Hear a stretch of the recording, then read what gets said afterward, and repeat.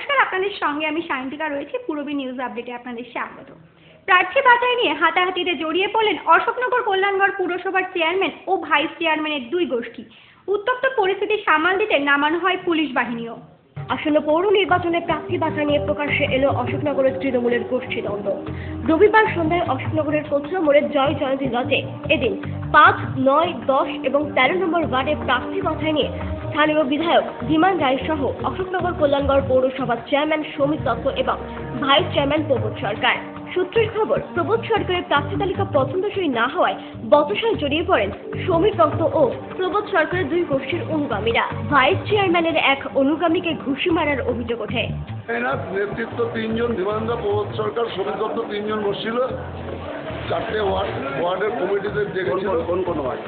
5 নম্বর, 10 নম্বর, 9 নম্বর আর 13 নম্বর। 4টে ওয়ার্ডের booth convener এবং কাউন্সিলররা আসছিল যে ওয়ার্ডে কে হলে ভালো হয় সেইটা নিয়ে আলোচনা। আমি পাশে দাঁড়িয়ে থাকি। আমি ভাইস চেয়ারম্যানের পাশে, ভাইস চেয়ারম্যানকে নিয়ে সবসময় চলি। তা আমি সেইভাবে এসে পাশে দাঁড়িয়েছিলাম।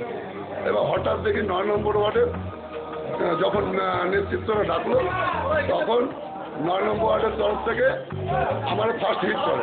আমি ভাবতে না বন্ধুরা মারলো, ঘুষি মারলো। সিপিএমের দালাল বলে ভাইস চেয়ারম্যানকে খোদ কাঠগড়ায় দাঁড় করান চেয়ারম্যানই।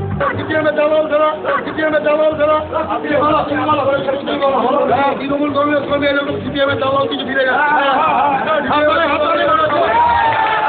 প্রবোধ সরকারের লোকজনও পাল্টা সৌমিত দত্তের অনুগামীকে দুষ্কৃতী বলে অভিহিত করেন।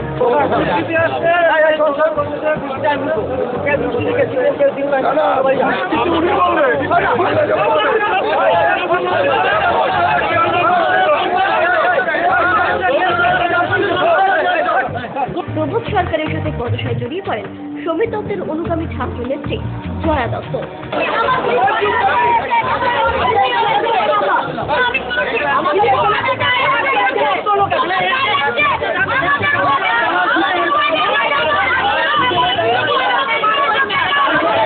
পরিস্থিতি এতটাই উত্তপ্ত হয় যে প্রশাসনকে তা সামাল দিতে মাঠে নামতে হয়। আংশিক লাঠিচার্জ করে পুলিশ বলে জানা যায়।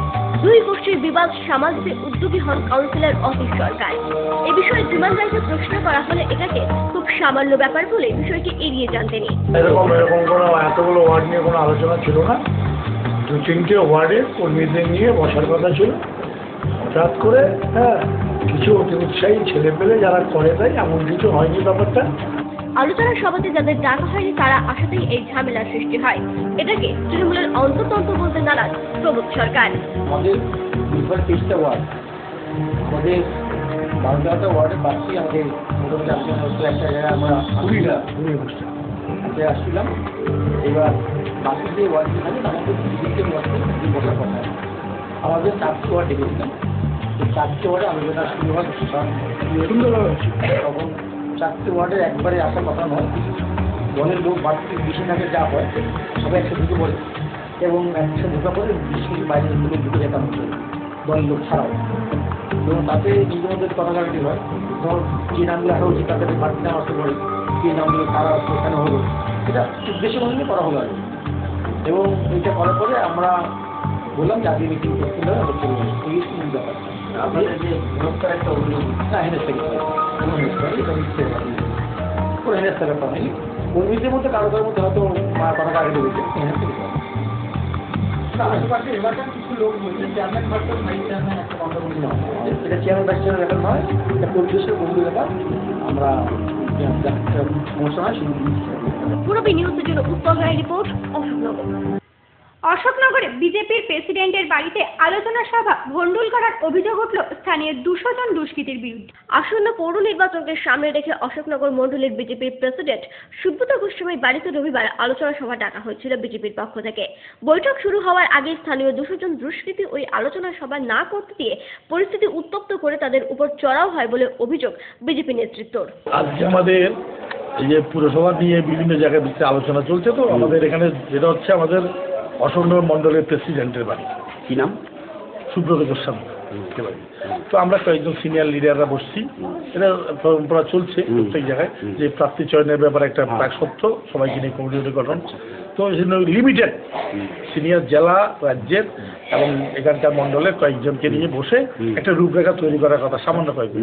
তো আমরা এসে বসছি, দেখি যে চারিদিকে এখানে যেমন ইস্টবেঙ্গল মোহনবাগানের খেলা হয় একদম বিশাল, চারিদিকে মাঠে ময়দানে লোকজন ভর্তি, জানি না কারা আনলো, কীভাবে এলো, এবং এখানে আসার পর দেখি পরিবেশ উত্তপ্ত। স্বাভাবিকভাবে এখানে আমরা আর সংকুচিত হয়ে গেল, কেউ কিছু কথা বলার মতো পরিস্থিতি নেই। কিন্তু যে মুহূর্তে মানে আমাদের লোকেরা যখন কথাবার্তা বলে একটা জায়গায় যাবে, তখন দেখি বাইরের থেকে এমন কেওয়াস আরম্ভ হয়ে গেল, ভিতরে ঢুকে, এবং যেভাবে এটা কিন্তু সমাজ বিরোধী ছাড়া অন্য কেউ করতে পারে না। পূরবী নিউজ জন্য উৎপল রায় রিপোর্ট, অশোকনগর। এক অবৈধ সম্পর্কে বাধা হয়ে দাঁড়িয়েছিল সিন্দানির যুবক কার্তিক বাড়ুই, যার মাসুল দিতে হলো প্রাণ দিয়ে। গত 13-5 থেকে নিখোঁজ ছিলেন সিন্দানির বাসিন্দা 23 বছর বয়সী কার্তিক বাড়ুই। খোঁজ না মেলায় কার্তিকের বাড়ির লোক নিখোঁজ ডায়েরি করে স্থানীয় থানায়। ঘটনার তদন্তে নেমে সন্দেহজনকভাবে পুলিশ গ্রেপ্তার করে দম্পতি শম্পা রায়, অবিনাশ রায় সহ সুকান্ত রায়কে। অভিযুক্তদের জিজ্ঞাসাবাদে পুলিশ জানতে পারে শম্পা রায়ের সঙ্গে অভিজিৎ রায় নামে এক ব্যক্তির অবৈধ সম্পর্ক ছিল, আর এই সম্পর্কের মাঝে বাধা হয়ে দাঁড়ায় কার্তিক। সূত্রের খবর, 13 মার্চ সন্ধ্যাবেলা কার্তিককে ডেকে নিয়ে যায় অভিজিৎ। সুকান্ত এবং অভিজিৎ দীর্ঘক্ষণ মদ্যপান করায় কার্তিককে। তারপর হাতুড়ি দিয়ে সজোরে মাথায় আঘাত করা হয় কার্তিককে। এরপর সিন্দানি এলাকার ঝুপরঘাটের একটি ফাঁকা মাঠের পাশের বাগানে মাটি খুঁড়ে কার্তিকের দেহটি পুঁতে রাখে অভিযুক্তরা। ঘটনাটি জানতে পেরে মাটি খুঁড়ে দেহ উদ্ধার করে পুলিশ। আমি খেলা মাঠে আসছিলাম, সন্ধ্যেবেলা বাড়ি দিয়ে দেখলি সিয়ার বাইরে আনলাম, কে আসছিল বললো কার্তিক আসে, বললো একটু বাজার থেকে ঘুরে আসি, এই কথা বললো। কার্তিক ওর আরেক বন্ধু?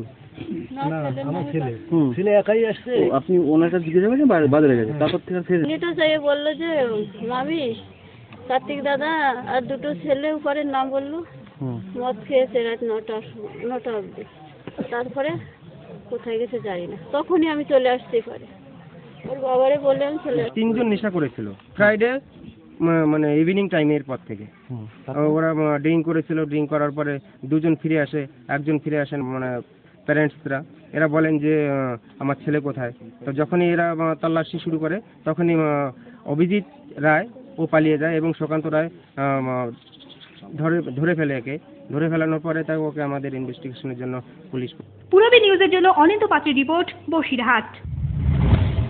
এরিনা মার্কেট, শ্রী অরবিন্দের নবতম সংযোজন।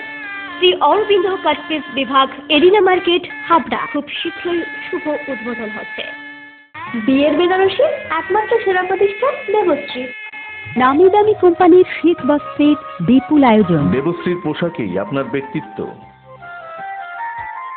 শাড়ি জগতের রূপকথা দেবশ্রী। সজ্জাদ্রব্যের অনবদ্য সম্ভার, পছন্দের ব্র্যান্ড, স্টাইলিশ পোশাক, সব এখন আপনার হাতের মুঠোয় দেবশ্রীতে। আকর্ষণীয় শাড়ির কাউন্টার। আমার পছন্দ দেবশ্রী। হাবড়ায় সবচেয়ে বড় দোকান দেবশ্রী। 3000 স্কোয়ার ফুট জুড়ে হাবড়ায় সব থেকে বড় পারিবারিক বস্ত্র বিপণী দেবশ্রী, যশোর রোড, হাবড়া। স্টিলের 500 DEQCR মানেই অটুট ভরসা, অসাধারণ গুণমানের প্রতিশ্রুতি। জেনে রাখুন, EQ মানে ভূমিকম্প রোধী, আর CR এর মানে ক্ষয় রোধকারী। শ্যাম স্টিল 500 DEQCR। উত্তর 24 পরগনাতে আপনার নিকটবর্তী ডিলারের জন্য যোগাযোগ করুন 9733907374 অথবা 9433052331।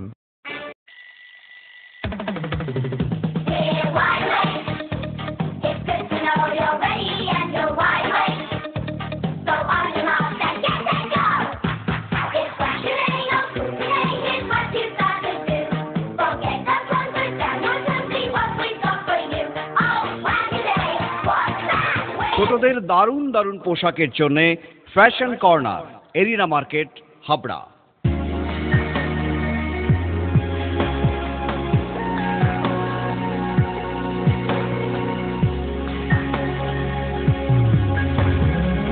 নারীমণির শাড়ি মানেই পাঞ্চালী। সোহনলাল তাপারিয়ার শাড়ির showroom Panchali, Jessore road, Habra.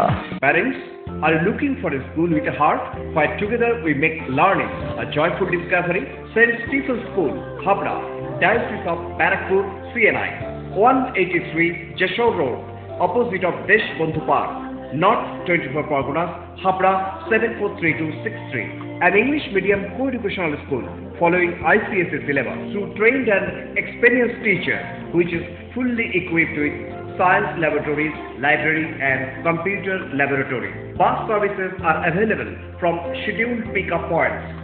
Admission open for the academic session 2015 to 2016. Prospectus and admission forms are available for classes pre-nursery to 9 on payment of ₹315 cash from the school office between 9:30 am and 12:30 pm on working days. St. Stephen's School, Habra. Phone number 03216 238 218 and 9331862182.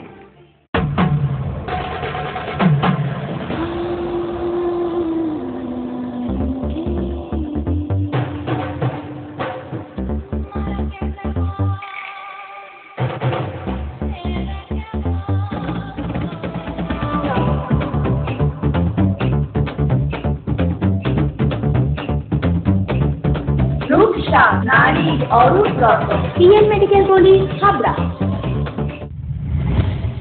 রাজারহাটে সিপিআইএমের দলীয় কার্যালয়ের পেছন থেকে উদ্ধার হলো কার্তুজ। ঘটনার তদন্তের দাবি স্থানীয় তৃণমূল কর্মী সমর্থকদের। রবিবার রাজারহাটের অন্তর্গত বাবলাতলায় সিপিআইএমের পার্টি অফিসের পেছন থেকে 3টি ভ্যান এবং রিকশা থেকে উদ্ধার হলো প্রচুর পরিমাণে কার্তুজ। কয়েক বছর আগেও এই রকমের অস্ত্র উদ্ধারকে কেন্দ্র করে রাজারহাটে যে তদন্ত চলছিল তা কেন চেপে যাওয়া হলো প্রশ্ন স্থানীয় তৃণমূল কর্মী সমর্থক ডাম্পি মণ্ডলের। প্রায় 10 থেকে 12,000-এর উপরে গুলি পাওয়া গেছে, সেগুলো জাং পড়ে আছে বিভিন্ন ধরনের, 350 থেকে শুরু করে এই যে গুলি আমার কাছে আছে সেটা সেই জায়গাটায় দাঁড়িয়ে আজকের আবার স্মরণ করিয়ে দিল এই অস্ত্র যে পাওয়া গেল, স্মরণ করিয়ে দিল আমাদের বামফ্রন্টের রাজত্বকালে বাবলাতলা, রাজারহাট, গোপালপুর পৌরসভা জুড়ে যে অস্ত্র ভান্ডার পাওয়া গেছিল সেই অস্ত্র ভান্ডারে পেন গান, স্টেট গানের ঘটনার দিনকে আজকে আবার সকালবেলা নতুনভাবে আমাদের স্মরণ করিয়ে দিল।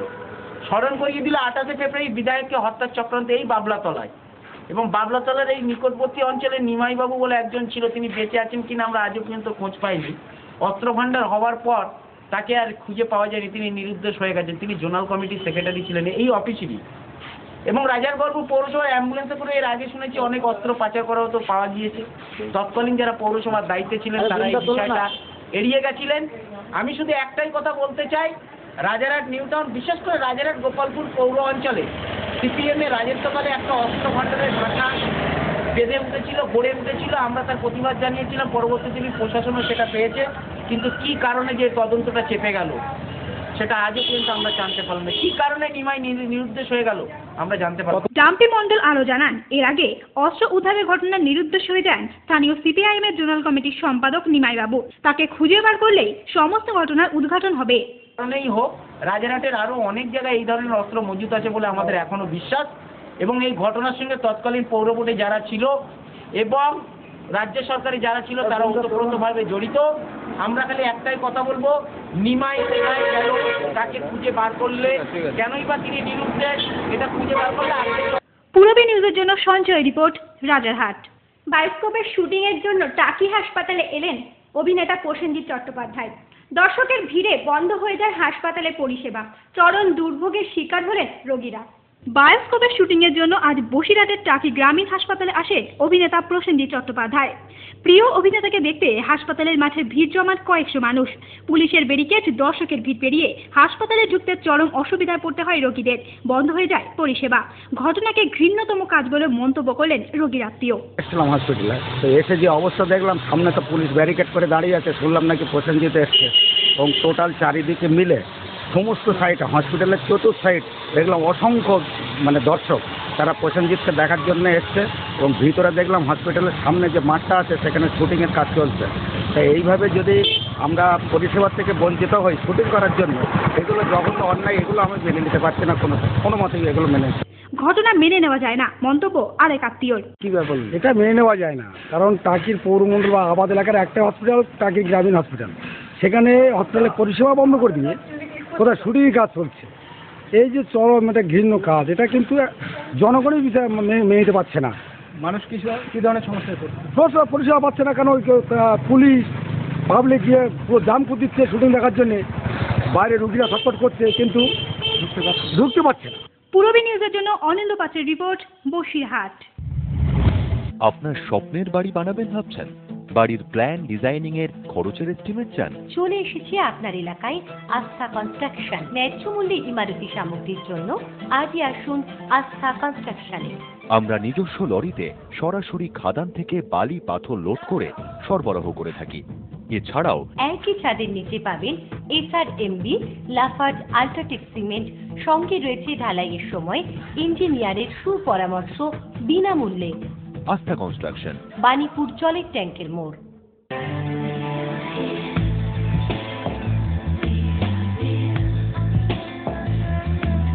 ঘরোয়া পরিবেশ,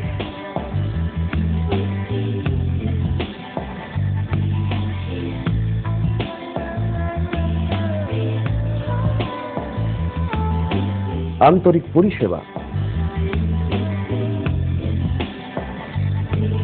সুস্বাদু খাবার,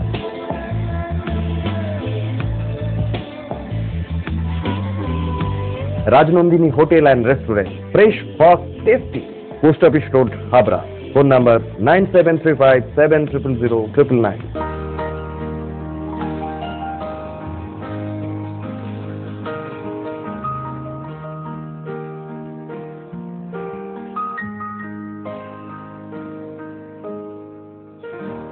প্রতিটি শুভ মুহূর্তের সাথী new Paritosh jewellers, Jessore road, Habra.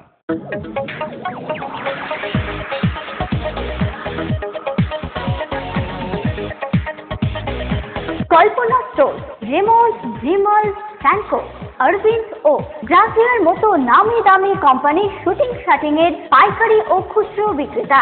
Kalpana store অভিজ্ঞ টেলার দ্বারা প্যান্ট, শার্ট ও স্যুট এবং মহিলাদের সালোয়ার, কুর্তি ও চুড়িদার আধুনিকতার সাথে তৈরি করা হয়। কল্পনা স্টোর, যশোর রোড, হাবড়া। গুমার 31 বছরের ঐতিহ্যবাহী প্রতিষ্ঠান মজুমদার জুয়েলার্স এবার শুভ নববর্ষ উপলক্ষে 1 বৈশাখ থেকে 10ই বৈশাখ পর্যন্ত প্রতিটি কেনাকাটায় দিচ্ছে আকর্ষণীয় উপহার। 2000 টাকা থেকে 5 লাখ টাকার কেনাকাটায় থাকছে বিশেষ পুরস্কার।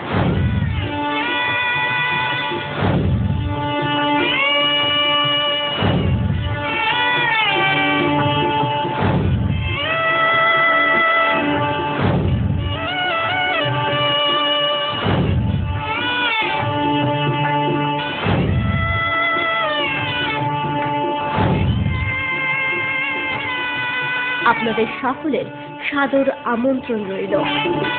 মজুমদার জুয়েলার্স, গুবা স্টেশন রোড ও হাবড়া 1 নম্বর রেলগেট। পশ্চিমবঙ্গ সরকারের সহযোগিতায় বনগাঁয় উদ্ঘাটন হলো রাইস মিল। ফলস্বরূপ অর্থনৈতিক উন্নতির পাশাপাশি বাড়বে এলাকার উন্নয়ন, জানানো হয় কমিটির পক্ষ থেকে। পশ্চিমবঙ্গ সরকারের সহযোগিতায় রবিবার বনগাঁয় উদ্বোধিত হলো রাইস মিল। 1360 টাকা দরে কৃষকদের থেকে ধান কিনে মিলে ভাঙিয়ে তারপর বিক্রি, এমনটাই চিন্তাভাবনা আগামী দিনের, জানানো হয় কমিটির পক্ষ থেকে। উদ্বোধন হচ্ছে আজকে, যেটা আগের ইউনিট আমাদের ছিল রাধাকৃষ্ণ ফ্লাওয়ার মিল, যেটা উদ্বোধন হয়েছিল 2009 সালের 15ই আগস্ট। এবং তারপরে আমাদের সেই সময়কারই একটা চিন্তাভাবনা ছিল, এলাকার প্রচুর চাষি ভাই আছে, যেখানে আমাদের এখানে মোটামুটি ধান প্রচুর উৎপাদন হয়, সেই ধানটাকে যাতে বাইরে না যেয়ে এবং চাষিদের যাতে বিপদ না বাড়ে ধান বিক্রির জন্য, আমাদের সেই সময় থেকে একটা চিন্তাভাবনা ছিল একটা রাইস মিল আমরা করবো।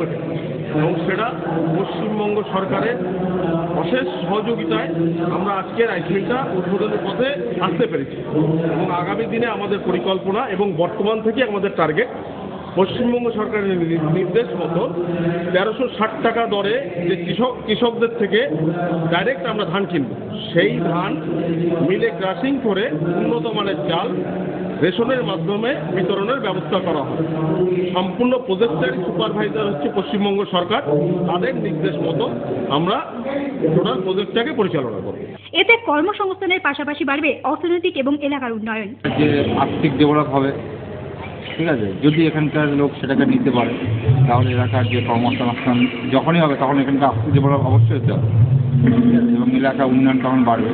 এটা হচ্ছে আসল বিষয়। প্লাস অনেক ছেলে এখান থেকে কাজ শিখতে পারবে, তারা অন্য জায়গায় কাজও করতে পারবে। পূরবী নিউজের জন্য অনিত পাত্রের report, Bongaon. Purabi news update এখনকার মতো এই পর্যন্ত। আপনারা দেখছেন পূরবী বাংলা। এগিয়ে চলেছে, এগিয়ে চলবে।